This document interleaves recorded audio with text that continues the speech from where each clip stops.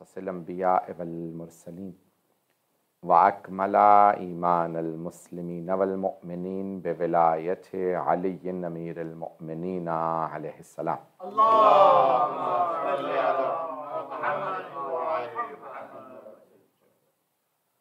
والصلاة والسلام والتحیۃ والاکرام علی افضل الموجودات العبد المؤید والرسول المسدد المصطفى الامجد المحمود الاحمد اعنی ابا القاسم محمد۔ اللهم صل علی محمد وعلى محمد وعجل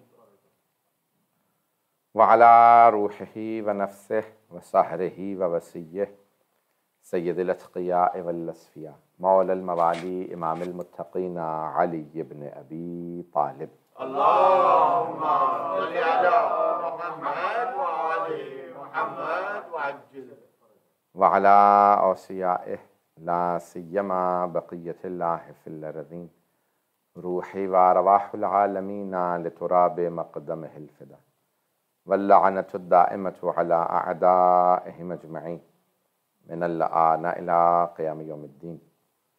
اما بعد فقد قال اللہ الحکیم فی کتابہ الکریم بسم اللہ الرحمن الرحیم ثم انتم هؤلاء تقتلون انفسکم وتخرجون فریقا منکم من دیارہم تظاہرون علیہم بالإثم والعدوان وإن یاتوکم اسارى تفادوہم وهو محرم علیکم اخراجہم افتؤمنون ببعض الكتاب وتکفرون ببعض فما جزاء من يفعل ذلك إلا خزي في الحياة الدنيا ويوم القيامة يردون إلى شد العذاب وما الله بغافل عما تعملون صدق الله العلي العظيم۔ صلوات۔ اللهم صل علی محمد وعلى محمد۔ سورہ فاتحہ کی درخواست کی گئی ہے حاضرین کے تمام مرحومین کے لیے، تمام شہداء کے لیے اور بانیان مجلس کے مرحومین کے لیے، خصوصاً زوار حسین، اختر بانو، ناظر محسن، کبرا بی بی، ام حبیبہ، سید ابو جعفر، اصغری بی بی، محمد نحیف، رئیسہ خاتون، سراج فاطمہ، نسیم اختر اور بطول بندی کے لیے الفاتحہ۔ بسم اللہ الرحمن الرحیم الحمد للہ رب العالمین الرحمن الرحیم مالک یوم الدین ایاک نعبد و ایاک نستعین اهدنا الصراط المستقیم صراط الذین انعمت علیہم غیر المغضوب علیہم ولا الضالین۔ بسم اللہ الرحمن الرحیم قل هو اللہ احد اللہ الصمد لم یلد۔ اما یجیب کی درخواست کی گئی ہے یاسمین علی جو آئی سی یو میں ہیں اور بہت سے مومنین علماء جو کافی سخت علیل ہیں، 5 مرتبہ مل کے ہم یجیب پڑھ دیں گے۔ بسم اللہ الرحمن الرحیم امن یجیب المضطر اذا دعاہ ویکشف السوء امن یجیب المضطر اذا دعاہ ویکشف السوء امن یجیب المضطر اذا دعاہ ویکشف السوء امن یجیب المضطر اذا دعاہ ویکشف السوء امن یجیب المضطر اذا دعاہ ویکشف السوء۔ اللہم صل علی محمد وعلی محمد۔ نعرہ تکبیر، اللہ اکبر، نعرہ تکبیر، اللہ اکبر، نعرہ رسالت، یا رسول اللہ، نعرہ رسالت، یا رسول اللہ، نعرہ حیدری، یا علی، نعرہ حیدری، یا علی، اور محمد وآل محمد باوال بلند صلوات۔ اللہم صل علی محمد۔ پہلے تو تاخیر کی معذرت، آج جو ہے وہ مجھے نہیں معلوم یہ فرائیڈے کی وجہ سے تھا یا بہت زیادہ ٹریفک بارش کی وجہ سے بھی شاید، تو میں وقت یعنی اسی میں مکمل کرنے کی کوشش کروں جو ٹائم 9:30 کے حساب سے تھوڑا سا اوپر جا سکتا ہوں۔ پیش کروں گا چند مطالب۔ میں نے جس آیت کا انتخاب کیا ہے چوتھی مجلس ہے، میں نے پہلے دن مختصر سا آیت سے متعلق پیش کیا تھا، تھوڑا سا آیت کو آج وسعت دوں گا کیونکہ آیت تو لانی ہے۔ البتہ آیت بنی اسرائیل سے متعلق ہے، لیکن ایسی آیت ہے کہ جس میں اللہ نے اپنے میثاق کا حوالہ دیا ہے اس سے گزشتہ 2 آیتوں میں۔ آیت نمبر یہ 85 ہے، لیکن اگر آپ پچھلی 2 آیات کی تلاوت کریں گے تو آپ کو اندازہ ہوگا کہ یہ بنی اسرائیل سے متعلق آیت ہے۔ وَإِذَا أَخَذْنَا مِيثَاقَ بَنِي إِسْرَائِيلَ لَا تَعْبُدُونَ إِلَّا اللَّهَ، اور ہم نے بنی اسرائیل سے میثاق لیا، ان سے میثاق لیا، لیکن یہ نہیں ہے کہ اوروں سے نہیں ہے۔ وَإِذَا أَخَذْنَا مِيثَاقَ بَنِي إِسْرَائِيلَ لَا تَعْبُدُونَ إِلَّا اللَّهَ، میثاق ہم نے یہ لیا کہ کسی کی عبادت نہیں کرو گے سوائے اللہ کی، وبالوالدین احسانا، اور والدین کے ساتھ حسن سلوک برتو گے، ہمیشہ نیکی کرو گے. توجہ ہے نا؟ تو بھئی یہ احکام تو مسلمانوں کے لیے بھی ہیں. تو اللہ کہہ رہا ہے یہ مسلمانوں کے لیے نہیں ہے، ہم نے پہلے سے بنا رکھے. تو وبالوالدین احسانا وذی القربى والیتامى والمساکین وابن السبیل، اور صرف والدین کے ساتھ نیکی نہیں کرو گے، یتیموں کے ساتھ بھی نیکی کرو گے، مسکینوں کے ساتھ بھی نیکی کرو گے، اور جو سفر میں فقیر و غریب رہ جائے اس کے ساتھ بھی نیکی کرو گے. تو اللہ نے کئی دستے یہاں بیان کر دیے. اور پھر اس کے فوراً بات کہا کہ ہم نے میثاق صرف اتنا ہی نہیں لیا، عبادت کا لیا، والدین کے ساتھ، مساکین، فقراء، سب. اور ساتھ میں پھر اللہ کہتا ہے کہ میثاق میں یہ بھی تھا نقیم الصلاۃ، کہ نماز قائم کرو گے، وآتوا الزکات، زکات ادا کرو گے. تو بھئی یہ نماز پہلے سے تھی، اللہ نے صلاۃ کہہ کے بتا دیا کہ یہ نماز نئی نہیں ہے، اور زکات نئی شے نہیں ہے. روزہ بھی اللہ کہہ رہا ہے جس طرح سے گزشتہ امتوں بھی لکھا گیا تھا ویسے تمہارے لیے لکھا گیا. تو عبادات پہلے سے تھیں، ان میں رد و بدل ہو سکتا ہے کہ تھوڑا بہت رہا ہو کہ ان کا روزہ میں اس میں کیسا تھا، تھوڑا بہت فرق ہو سکتا ہے. حج تھا، بھئی حج ہی کے لیے تو آتے تھے سارے حاجی مکے میں، تو حج بھی پہلے سے موجود تھا. تو یہ نئی عبادات نہیں ہے، گزشتہ امتوں پہ بھی تھیں، یہودیوں پہ، عیسائیوں پہ بھی یہی عبادات تھیں. اور میں نے عیسائیوں سے پوچھا، میں نے کہا بھی آپ کی ویسے کتنی دن کے اندر عبادات ہیں؟ تو پریئر، وہ بھی پریئر کہتے ہیں، تو نماز نہیں کہتے، وہ کہتے ہیں ہماری پریئرز ہیں دعا کی شکل کے اندر، دن میں 7 ہیں، دن میں 7 ہیں. تو کہا کہ شروع میں 7 ہی وقت آنا لازم تھا، پھر کہا دن میں 1 مرتبہ چرچ آ جاؤ. پھر لوگوں نے کہا کہ نہیں سنڈے کے سنڈے ہی آئیں. تو اسی طرح سے کرتے کرتے پھر ان کے ہاں بھی باقاعدہ متروک ہو گئی عبادات. توجہ ہے نا؟ میں آگے بڑھوں گا تو چلیں گے. تو عزیزان گرامی اب یہاں پہ اللہ کہہ رہا ہے میثاق لیا، پھر اس کے بعد اللہ کہہ رہا ہے کہ ہم نے کہا کہ لوگوں کے ساتھ اعراض یعنی برائیوں میں حصہ نہ لو. پھر اگلی آیت میں اللہ آیت نمبر 83 اور پھر 84 کے اندر کہتا ہے، 84 کے اندر اللہ نے 2 احکام اور بیان کی. وَلَا تَسْفِكُونَ دِمَاءَكُمْ، اور تم ایک دوسرے کا خون نہیں بہاؤ گے، خون نہیں بہاؤ گے. تو اللہ نے قتل کو، خون بہانا یعنی قتل، اور کئی مرتبہ ایک دوسرے کا یہاں مراد یہ ہے کہ خود آپس میں قتل نہ کرو، جب تک کہ جہاد نہ ہو، جنگ نہ ہو، کوئی حملہ نہ کر دے تب تک کسی کا خون نہ بہاؤ. جب کسی نے حملہ ہی نہیں کیا تو خون کیوں بہا رہے؟ جو جان تم نے دی نہیں ہے لے کیسے سکتے ہو؟ تو بھئی یہ جان لینے کے خلاف اللہ نے جگہ جگہ قرآن کریم کے اندر کہا ہے کہ کوئی خون نہ بہائے. وَلَا تَسْفِكُونَ دِمَاءَكُمْ، تم ایک دوسرے کا خون نہ بہانا، ایک دوسرے کا خون نہ بہانا. بھئی خون بہانے کی ممانعت ہے. مجھے نہیں پتا یزید کون سے دین کا ماننے والا تھا،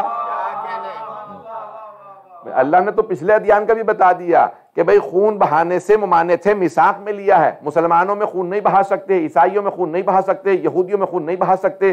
اور عربوں کا جو بدو عرب تھے، جو مشرک تھے، ان کا آپس میں پیکٹ تھا کہ محرم میں ہم خون نہیں بہائیں گے، 4 مہینوں میں خون نہیں بہائیں گے، ان میں سے ایک مہینہ محرم. بھئی انہوں نے 4 مہینے رکھے تھے کہ یہ حرام مہینے ہیں، ان میں ہم خون نہیں بہائیں گے. اسلام نے آ کے اسی قانون پہ دستخط کر دیے، قانون اچھا ہے، اسے باقی رکھو، کہ ان عدت الشہور عند اللہ 12 شہرا یوم خلق السماوات والارض، بے شک کہ مہینوں کی تعداد اللہ کے نزدیک 12 ہے. جب سے اس نے زمین و آسمان خلق کیے ہیں مہینوں کی تعداد 12 ہے. وَأَرْبَعَةُ حُرُمٌ، ان میں سے 4 باحرمت مہینے ہیں جن میں جنگ نہیں ہے. توجہ، جن میں جنگ نہیں ہے.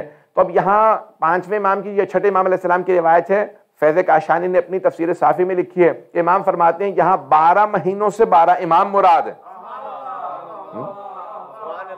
12 مہینوں سے 12 امام مراد ہیں. اور وہ جو 4 باحرمت ہیں وہ 4 علی ہیں. بھئی 4 علی ہیں نا 12 اماموں میں، پہلے امام علی ہیں، چوتھے علی ہیں، 8ویں علی ہیں، 10ویں علی. تو وہ جو 4 علی ہیں، تو پھر یہ علی ہی کو کیوں باحرمت بنایا؟ کہ لوگوں کو علی سے زیادہ بغض تھا. تو لوگوں کو بغض زیادہ تھا تو اللہ نے باحرمت بھی علی کے نام کو بنایا. تو عزیزان گرامی اب یہاں پہ جو میں پیش کر رہا ہوں اس آیت کو کہ آپس میں ایک دوسرے کا خون نہ بہانا، اور اللہ کہہ رہا کہ اور ایک دوسرے کو وَلَا تُخْرِجُونَ أَنفُسَكُم مِّن دِيَارِكُمْ، اور ایک دوسرے کو گھروں سے نہ نکالنا، ملک بدر نہ کرنا. یہ نہیں کہہ رہا کس کو، اللہ کہہ رہا ایک دوسرے کو، نہ ایک دوسرے کا خون بہانا، نہ ایک دوسرے کو ملک سے نکالنا. یہ اگلی آیت یعنی آیت نمبر 84 میں ہے. جو پچھلی 2 آیات ہیں جو میں نے آیت انتخاب کی، آیت نمبر 85 سورہ بقرہ کی، اس سے پہلے میں نے 2 آیات کو جلدی پیش کر دی تاکہ واضح ہو جائے کہ بنی اسرائیل سے متعلق ہے. بات واضح ہو رہی ہے نا؟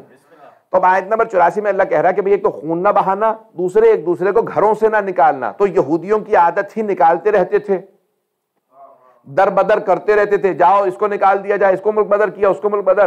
جو آپس میں ایک دوسرے کے ساتھ ایسا رویہ رکھتے تھے، پھر ان کے ساتھ وہی کچھ ہوا کہ آج تک در بدر ہیں. پتہ نہیں لوگ پہنچ رہے ہیں یا نہیں پہنچ رہے. کبھی کہیں سے نکالے گئے، کہیں سے. اور یہ اب کی بات نہیں ہے کہ جرمنی کی بات کو پکڑ لیا گیا ہے، کیونکہ یہ آج کی بات ہے. 2000-4000 سال میں دیکھ لیں ان کے ساتھ ہمیشہ ایسا ہوا، کیونکہ ہمیشہ سود کا کاروبار انہی کا رہا. توجہ ہو، سود کا کاروبار انہی کا رہا اور دوسروں کا استحصال انہی کا کام رہا. جب دوسروں کا استحصال کرو گے تو یاد رکھو مولا علی علیہ السلام کا فرمان ہے کہ یوم المظلوم علی الظالم اشد من یوم الظالم علی المظلوم. مظلوم کا دن جب وہ مظلوم طاقت میں آتا ہے تو وہ زیادہ سخت ہوتا ہے ظالم سے، کیونکہ وہ دیکھ چکا ہوتا ہے مجھ پہ ظلم کیا گیا، آج میری باری ہے. کئی لوگ 100 برس ظلم کرتے ہیں، 70 برس بنی امیہ نے ظلم کیا، لیکن جب دوسروں کو موقع ملا تو انہوں نے سب کاٹ پھینکا. توجہ ہو عزیزان گرامی، اصول یہی ہے جب دوسروں پہ ظلم کرو گے پھر تمہارے خلاف بھی ہوگا. تو عزیزان گرامی یہ ظلم کرتے رہے یہاں تک کہ جب ابو العباس صفاح، عبداللہ صفاح، پہلا جو بادشاہ، پہلا خلیفہ بنی عباس کا آیا، تو اس نے کہا کہ بھئی ایک عمر ابن عبدالعزیز کو چھوڑ کے باقی سب کی قبریں کھود دو. بنو امیہ، یہ عراق کی تاریخ ہے، آپ کے یہی تو موضوع تھا نا حضرات نے دیا ہے، تاریخ عراق و شام.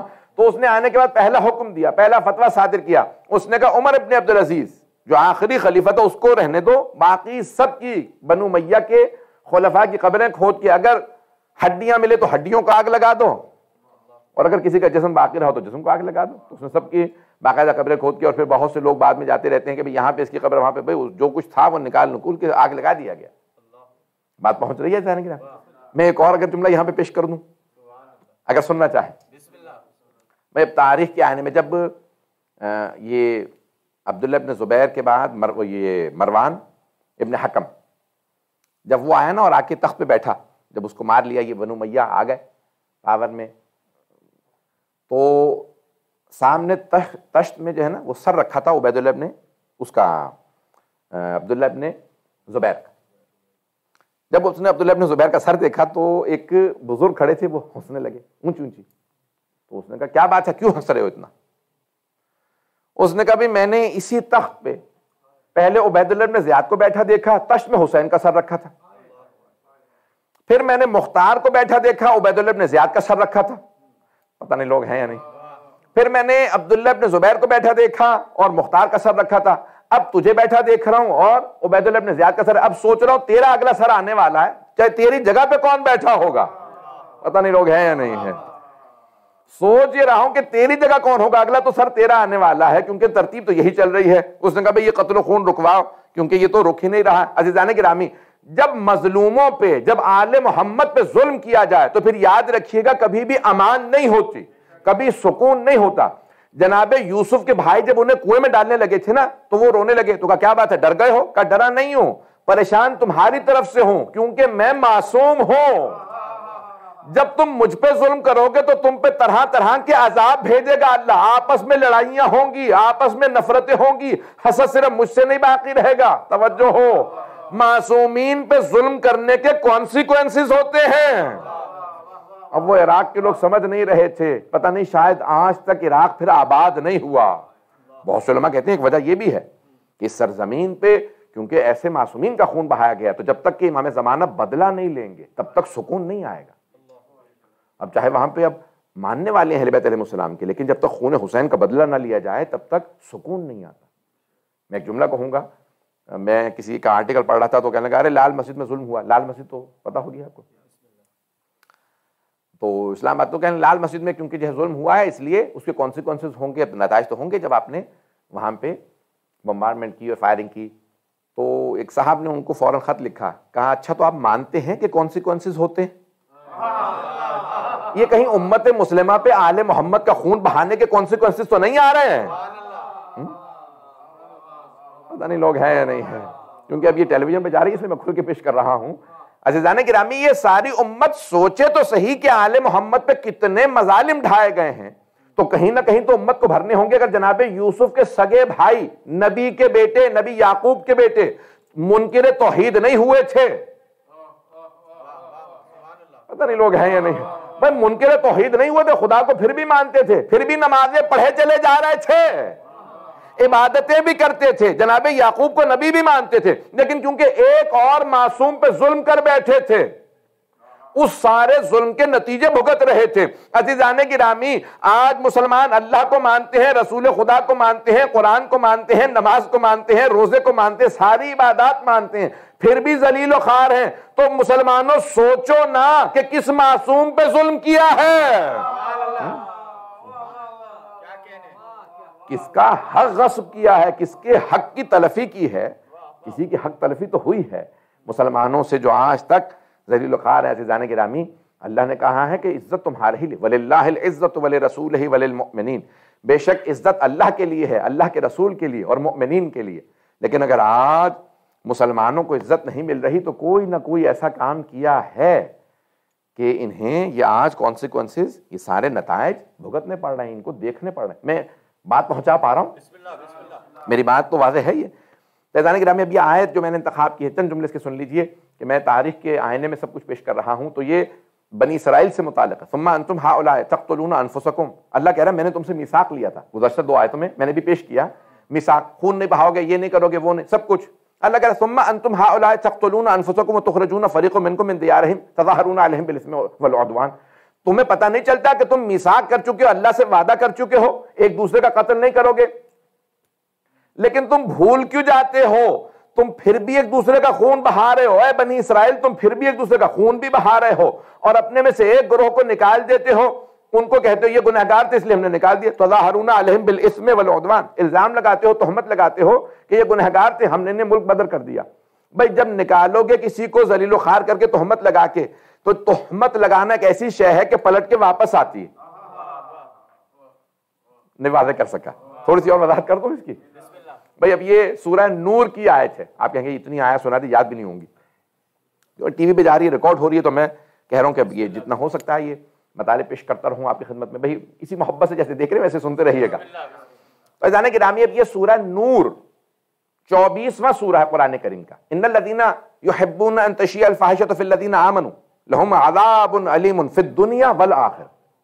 وہ جو مومنوں کے اندر عیب تراشی کرتے ہیں, فحاشی کی نسبتیں دیتے ہیں, ان کے لیے دنیا اور آخرت میں عذاب ہے.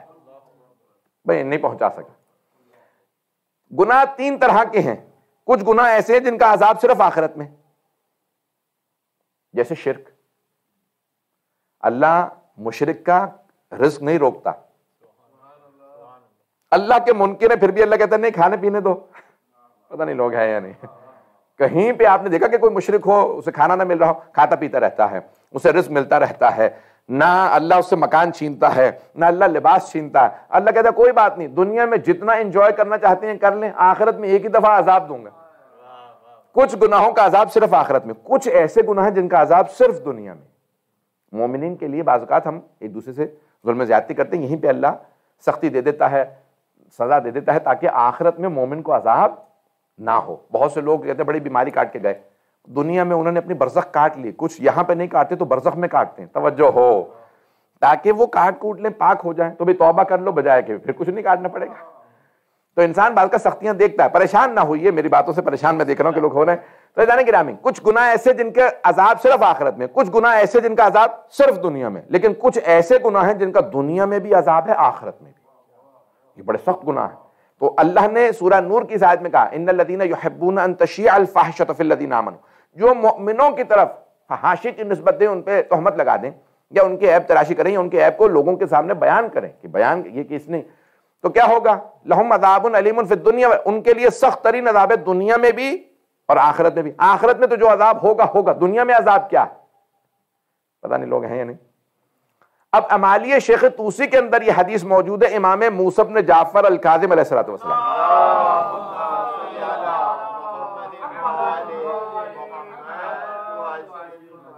اب امام ہفتم یہ حدیث فرماتے ہیں, حدیث کیا ہے, کہ من عیر مؤمنا بمعصیۃ لم یمت حتی یرتکب, جو کسی مؤمن کی طرف عیب کی نسبت دے دے, عیب جو ہی کرے, تہمت بھی لگائی یا اس کو بیان کر دے, وہ تب تک نہیں مرتا جب تک کہ خود اس گناہ کا مرتکب نہ ہو جائے.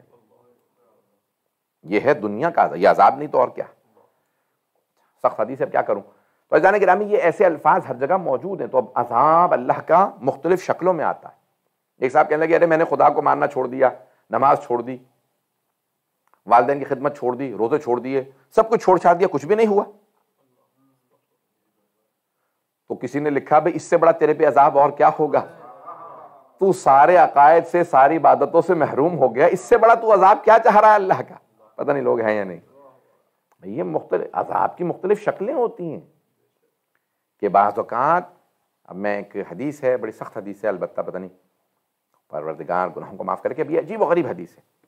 امیر المومنین سے کسی نے پوچھا، یہ ظاہراً سفینۃ البحار میں شیخ عباس قمی نے تحریر فرمائی، کہا مولا جس آدمی کی زبان قابو میں نہ ہو، جس کو چاہے نشتر مار دے، جس کی چاہے غیبت کر دے، تہمت لگا دے، برائیاں کرے، جھوٹ بول دے، تو کیا اس کی سزا؟ مولانا نے کہا آخرت میں تو ہے، دنیا کے اندر بہت سی عبادات سے محروم ہو جائے گا. حرمت صلاۃ اللیل، نماز شب کے لیے کبھی نہیں آنکھ کھلے گی، کبھی اس کو توفیق نہیں ہوگی، کئی اس کے نماز قضا ہوں گی، کئی ایسے. یہ زبان جو ہے نا، اللہ نے 32 اس کے اوپر پہرے دار بٹھائے. یہ دانت پہرے داری تو ہے نماز پہ، اس پہ 32 محافظ بٹھائے، 2 گیٹ لگا دیے ہونٹوں کی شکل میں، پھر بھی قابو میں نہیں ہے. گھر اجاڑ دیتی ہے، جنگیں کروا دیتی ہے، دنیا میں فساد کروا دیتی ہے، فتنے کروا دیتی ہے. یہ 2 چھٹانگ کی زبان ہے، لیکن کسی کے بھی قابو میں نہیں ہے. کتنے بڑے بڑے کام کر دیتی ہے. پتہ نہیں بات پہنچ رہی ہے نہیں پہنچ رہی، مجھے پتا ہے اس پہ کوئی داد تو ملنی نہیں ہے. تو عزیزان گرامی یہ تمام کے تمام مفاہیم اگر آپ قرآن کریم کو دیکھتے چلے جائیں گے تو قرآن بڑی گہرائی سے بات کر رہا ہے. فَمَا أَنْتُمْ هَؤُلَاءِ تَقْتُلُونَ أَنفُسَكُمْ وَتُخْرِجُونَ فَرِيقًا مِّنكُم مِّن دِيَارِهِمْ تَظَاهَرُونَ عَلَيْهِمْ بِالْإِثْمِ وَالْعُدْوَانِ وَإِن يَأْتُوكُمْ أُسَارَىٰ تُفَادُوهُمْ. اور اگر کہیں تمہارے پاس قیدی آ جاتے ہیں تو تم ان کا فدیہ دیتے ہو. وَهُوَ مُحَرَّمٌ عَلَيْكُمْ إِخْرَاجُهُمْ، کہ ان سے تم لے کے فدیہ دو تو یہ تم پہ حرام ہے. یہ آیت جو چل رہی ہے. اور پھر کیا ہوتا ہے؟ افتؤمنون ببعض الکتاب وتکفرون ببعض، کیا تم کتاب کے بعض چیزوں پہ ایمان لاتے ہو، بعض پہ ایمان نہیں لاتے؟ اس پہ میں پہلے دن یا دوسرے دن گفتگو کر چکا ہوں. فما جزاء من يفعل ذلك الا خزي في الحیاة الدنیا ويوم القیامة يردون الى اشد العذاب. اللہ فرماتا ہے ایسا کرنے والوں کے لیے کیا ہے کہ دنیا میں ذلیل و خوار ہوگا اور آخرت میں شدید عذاب میں مبتلا ہوگا.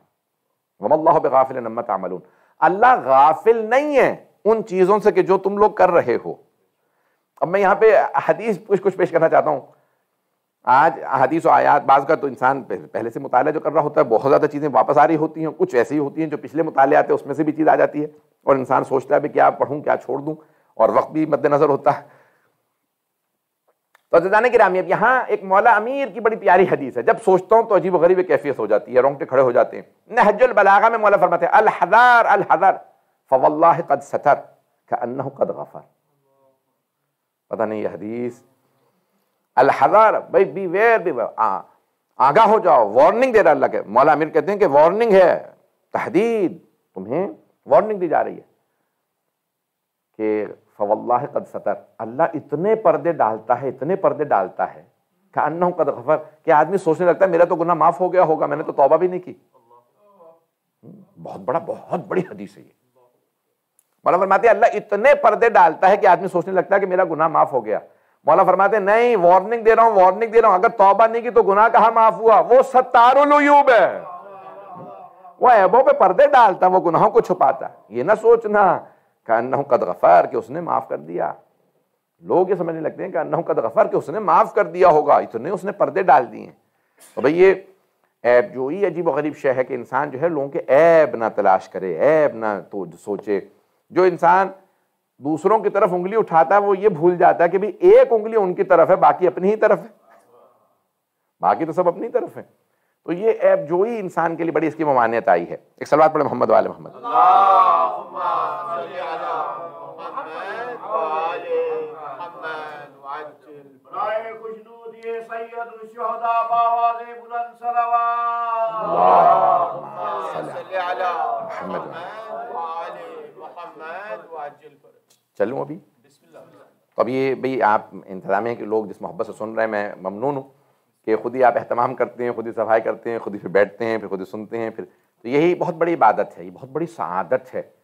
یہاں تک روایات میں نے خود دیکھا ہے کہ کوئی امام حسین کا خدمت گزار نہیں بنتا جب تک کہ خود امام حسین اس کے پروندے پہ دستخط نہ کرتے۔ خود مولا جب اس کی فائل پہ دستخط کرتے ہیں تو وہ خادم بنتا ہے۔ یہ بہت بڑی سعادت ہے کہ کوئی کسی بھی طرح سے خدمت کر رہا ہو، کوئی مرثیہ پڑھ رہا ہے، کوئی مجلس پڑھ رہا ہے، کوئی نوحہ پڑھ رہا ہے، کوئی تلاوت کر رہا ہے، کوئی صفائی کر رہا ہے، کوئی خدمت، جس طرح سے بھی آپ خدمت کر رہے ہیں تو آپ خادم سید الشہداء ہیں۔ خادم سید الشہداء کا بڑا مقام و عظمت ہے، تو شکر ادا کریں۔ میں بات کو آگے بڑھاؤں گا تو اب عراق کی میں انشاءاللہ اختتام پہ کچھ جملے اس موضوع سے متعلق اور پیش کروں گا کہ عراق کی تاریخ میں اگر دیکھیں تو سب سے سنہرا دور جناب امیر کا دور ہے، اور جو بدترین دور ہے وہ عبید اللہ ابن زیاد کا دور ہے۔ عبید اللہ ابن زیاد، بعض اوقات آپ نام پڑھیں تو پورا پس منظر سمجھ میں آ جاتا ہے، میں اس کو اس سے زیادہ میں کھل کے نہیں پڑھ سکتا، نام سے پورا پس منظر سمجھ میں آ جاتا ہے، نام سے۔ مرحوم علامہ حلی جب ان کو بلایا گیا مناظرے کے لیے تو علامہ حلی شہید اول بہت پتلے دبلے، کھاتے بھی کم تھے اور اتفاقوں کا قد بھی زیادہ بڑا نہیں تھا، تو اہل سنت کے جو بہت بڑے اس زمانے کے عالم تھے اسے بلایا، ان کا نام تھا ابن کثیر۔ وہ بہت ہی قد داور، لمبا چوڑا، بہت جسیم، تو اس نے کہا کہ تو مناظرہ کرے گا؟ علامہ حلی سے کہا مجھ سے، تو بہت ہی پتلا دبلا چھوٹا آدمی ہے، تو انہوں نے کہا کیف لا اکون، کیسے نہ ہوں میں چھوٹا پتلا دبلا، انا ابن واحد، میں ایک کا بیٹا ہوں، وہ انت ابن کثیر۔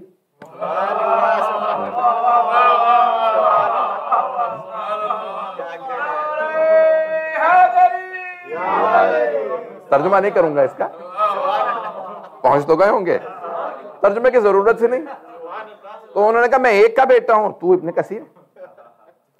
تو عزیزان کرام، بعض افراد کے ناموں سے پورا پورا پس منظر پتہ چل جاتا ہے۔ اب نام ہی ہے ابن زیاد،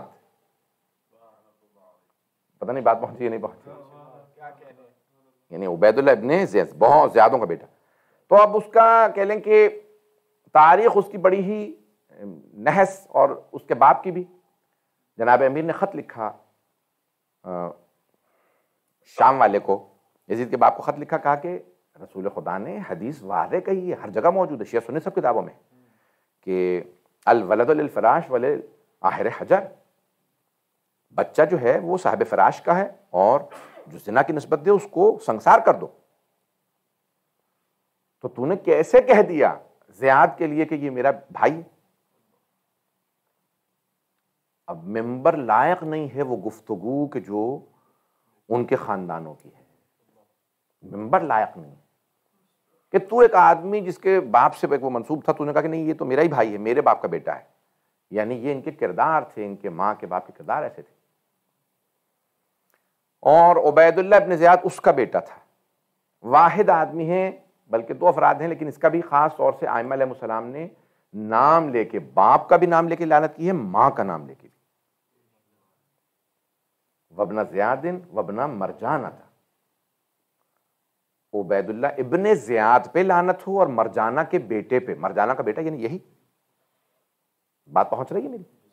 بدترین جو دور تھا۔ اب میں یہاں پہ کیونکہ ٹیلیویژن پہ جا رہی ہے بات، تو ایک بات پیش کرنا چاہتا ہوں کہ بعض لوگوں کا نسب اتنا خراب ہوتا ہے کہ وہ بہت بڑے بڑے گناہ کر جاتے ہیں، اور پوچھا گیا کہ بھی فرعون نے اتنی کوشش کی، یہ حدیث کسی ایک بہت بڑے عالم نے مجھ سے نقل کی،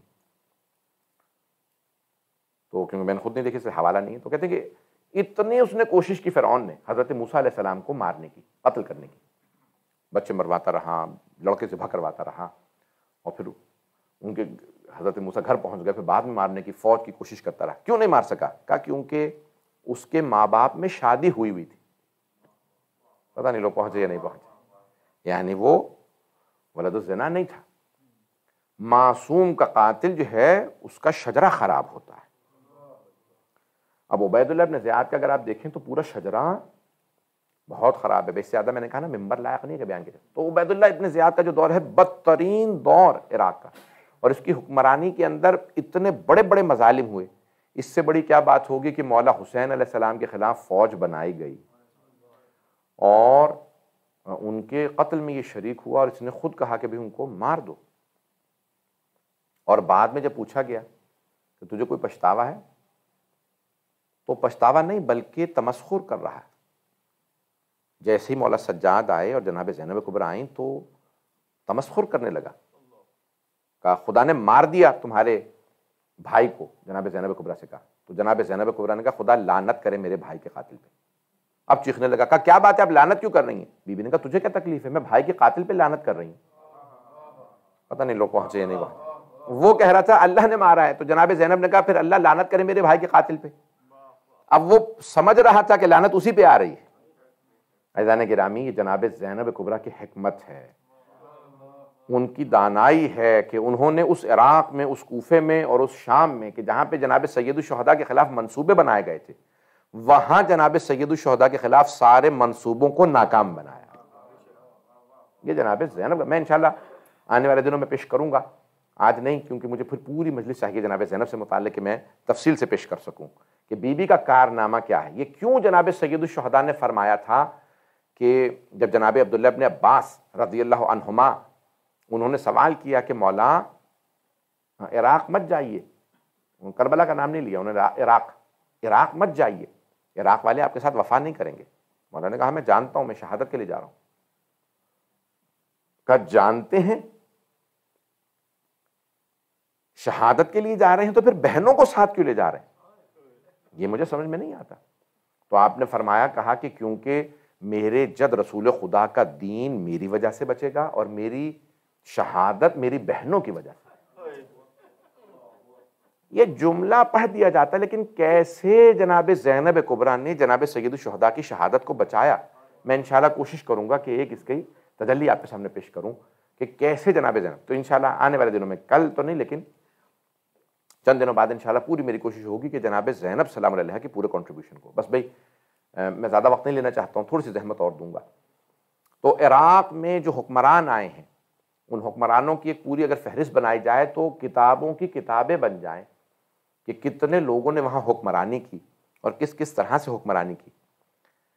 اچھا، جسموں پہ حکمرانی کرنے والوں کی فہرست بہت طولانی، لیکن دلوں پہ حکمرانی کرنے والے وہ آل محمد ہیں. یا علی نظر آئیں گے یا حسین، یا مولا امیر ہوں گے یا ان کے بیٹے امام حسن حسین علیہ السلام کے، جنہوں نے دلوں پہ راج کیا ہے اور آج تک ان کی حکومت دلوں پہ قائم و دائم ہے.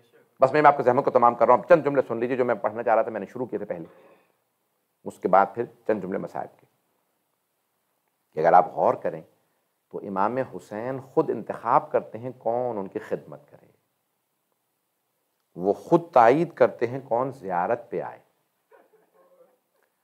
اور کامل الزیارات میں ابن قولوہ نے شیخ صدوق کے استاد ہیں، اور آغا خوئی مرحوم کی مرحومۃ اللہ علیہ سید ابوالقاسم الخوئی کا نظریہ یہ تھا کہ یہ واحد ہماری کتاب ہے جس کی ہر حدیث مستند ہے، ہر حدیث صحیح سند ہے. تو ابن قولوہ نے ایک روایت نقل کی ہے کہ امام حسین علیہ السلام اپنے ہر زائر کو اس کے نام سے اور حسب نسب سے پہچانتے، اپنے ہر زائر کو. آج 1.5-2 کروڑ زائر جاتے ہیں اور سال بھر میں تو اس سے بھی زیادہ. بس بھئی میں زحمت کو تمام کر رہا ہوں، تھوڑی سی زحمت دوں گا. اسی میں فضائل کے اندر چند جملے مصائب کے ہوں گے، اس کے اختتام پہ پھر چند جملے اور. امام حسین علیہ السلام اپنے ہر زائر کو اس کے نام اور حسب نسب سے پہچانتے، اور یہاں تک علماء کا اعتقاد ہے، میرا اپنا یہ عقیدہ ہے کہ جو بھی ذکر حسین کرنے والا ہے، جو بھی وہ تائید کرتے ہیں تو ذکر کرتا ہے، اور کئی مرتبہ اس کی تائید کے بعد اس کے نام پہ خط بھی کھینچ دیا جاتا ہے، یعنی کاٹ دیا جاتا ہے نا. یہ قوم مقدس کے بہت بڑے مرجع تقلید آیت اللہ وحید خراسانی، جو چند مہینوں بعد 100 برس کے ہو جائیں گے، انہوں نے اپنی ایک مجلس میں جملہ کہا ہے، موجود ہے. فرماتے ہیں کہ نجف اشرف کے ایک بہت بڑے مرجع ظاہراً آغا میلانی، سید محمد ہادی حسینی میلانی، پھر جو بعد میں مشہد مقدس تشریف لے آئے تھے، پھر وہیں ان کا انتقال ہوا. جن کے متعلق علامہ طباطبائی کہتے تھے یہ اعلم ہیں، ان کی اعلمیت کے قائل تھے، صاحب المیزان، کہتے ہیں انہوں نے کہا ایک مرتبہ کہ بھئی میں نے سید جعفر کو، کربلا کے ایک بہت بڑے مرجع کے بیٹے تھے، بہت بڑے مرجع تھے ان کے بیٹے سید جعفر، کہ میں نے، بلکہ مرجع کے بھائی تھے، سید جعفر شیرازی کو میں نے خواب میں دیکھا ہے کہ مولا حسین تشریف فرما ہے اور جناب عباس علیہ السلام سے کہتے ہیں کہ اے عباس، اب نام تو انہوں نے بھی نہیں لیا، تو کہا عباس یہ جو میرے ذاکرین کی فہرست ہے، ذاکر میں سب آ جاتے ہیں، جو بھی امام حسین کے کسی بھی طرح سے ذکر کرتا ہے، میرے جو ذاکرین کی فہرست ہے تو فلاں نام اس میں سے کاٹ دو، اس پہ خط کھینچ دو۔ رجسٹر کس کے پاس ہے؟ حضرت عباس علیہ السلام کے پاس، کا خط کھینچ دو۔ تو انہوں نے حضرت عباس نے کہا جیسا مولا آپ کا حکم، خط کھینچ دیا۔ کہا ذرا یہاں نام لکھو سید جعفر کا، سید جعفر حسین، انہوں نے نام لکھ دیا۔ آغا میلانی کی آنکھ کھلی، کہا کہ بھئی جب سید جعفر نجف آئیں، کربلا میں رہتے تھے، تو ان سے کہنا ذرا مجھ سے ملنے آئے۔ جب وہ آئے تو کہا کہ میں نے اس طرح سے اس تاریخ کو خواب دیکھا ہے اور آپ کے متعلق دیکھا کہ مولا حسین نے حضرت عباس علیہ السلام سے کہا ان کا نام لکھ دو۔ وہ رونے لگے، کہا اس دن پہلی مرتبہ میں نے مجلس پڑھنا شروع کی، میں نے پہلی مرتبہ امام حسین علیہ السلام کی مجلس سے خطاب کیا۔ کسی بھی طرح سے کوئی ذکر حسین کرے تو مولا حسین کی تائید ہے، لیکن جو پریشانی کی بات ہے کہ خط بھی کھینچا جا سکتا ہے۔ میں اس لیے بتا رہا ہوں تاکہ دلوں میں تکبر نہ آئے، جو ذکر حسین کرتا ہے وہ شکر ادا کرے، پروردگارا تو نے یہ توفیق دی ہے۔ دو جملے اور سن لیجئے، میں جانتا ہوں کہ یہاں کون کون پڑھنے والا، سب پڑھنے والے بیٹھے، دو جملے اور سن لیجئے، میں اس سے پہلے کہ مصائب پہ آؤں۔ یہاں تک علماء کہتا، بلکہ یہ تو حدیث ہے، میں نے خود دیکھی ہے، متعدد کتابوں میں حدیث ہے، وسائل الشیعہ میں بھی ہے، ہماری اکثر کتابوں میں یہ حدیث ہے۔ امام صادق علیہ السلام فرماتے ہیں اذا اراد اللہ عبدا خیرا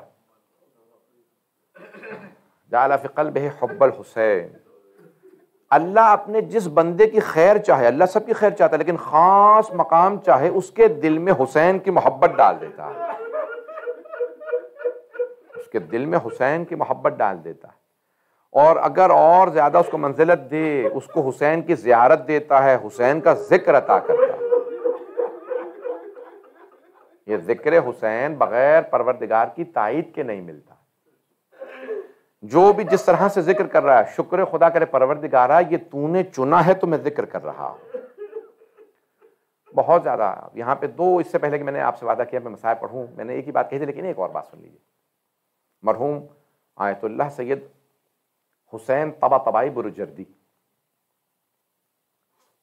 نجف، پہلے کاشان میں پڑھے، نجف میں رہے، بروجرد میں، پھر قم مقدس آگے 16 سال مرجعیت رہی آقا ابوالحسن اصفہانی کے بعد ان کی، قم مقدس بہت بڑا نام تھا، مسجد اعظم بنوائی، وہیں ان کی قبر ہے۔